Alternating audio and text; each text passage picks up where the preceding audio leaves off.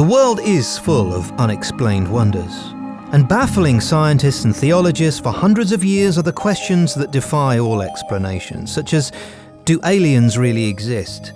Does God have a surname? And perhaps, the biggest mystery of all, why BMW no longer make the 3 Series Coupe. Compared to this 335D, the 4 Series, which arguably replaced this car, is not as good. But as a BMW superfan, I'm going to add a yet to that. I'm going to say it's not as good yet.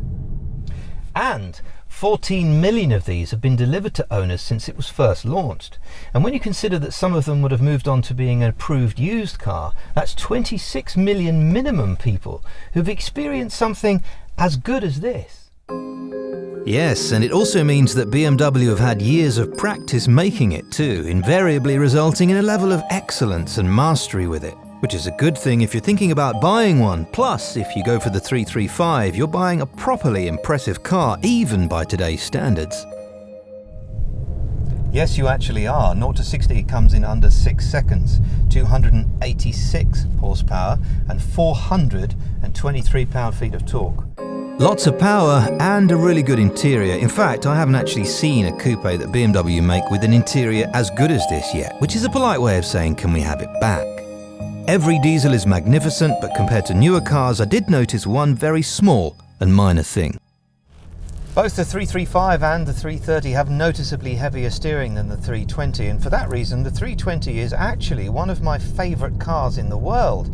Now obviously when you're on the move that really doesn't matter, but round town and parking or being stuck in traffic, it does make it a little bit tiresome driving this car. But it's when you get along a road like this and you just have everything all together, the power, the quietness, the interior, cockpit, everything just feels so special. And you know, genuinely, joking aside, I just wish they hadn't stopped making this. They could have just improved it. Just for me only. Just run the whole business, focused on me. What I've always loved about the interior of this car is the position of the audio speakers. You've got mid-range in the front, there's tweeters in the front A-pillars, and there's a tweeter and a mid-range on the back seats. Plus, there are 2 under-seat subs under the front seats. Now these can be upgraded by a company called Rainbow, and there's a few others out there too. You can also get an upgrade from BMW called the Alpine Upgrade for about £400. This car though is fitted with the Harman Kardon system, which for an in-car system is remarkably good.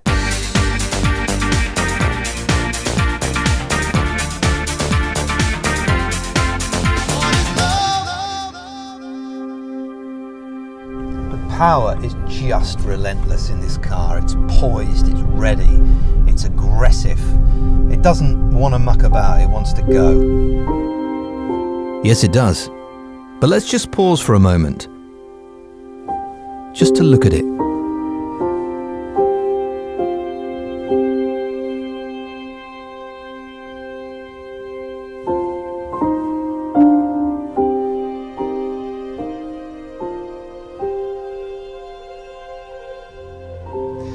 The weird thing is, I used to actually have one of these cars myself, and today I was thinking, what car have I had since having this that I've had more fun in? And I would really struggle. There's another thing about this car which I thought too, and that was that when I went to Munich to drive every single car in the range from BMW, out of all the M cars, the one that I kept going back to was the M3 from this era. Something about it just beat hands down all of the other BMWs, and I have no idea why. And that is such a shame, because I'm sorry to see this car go, I genuinely am.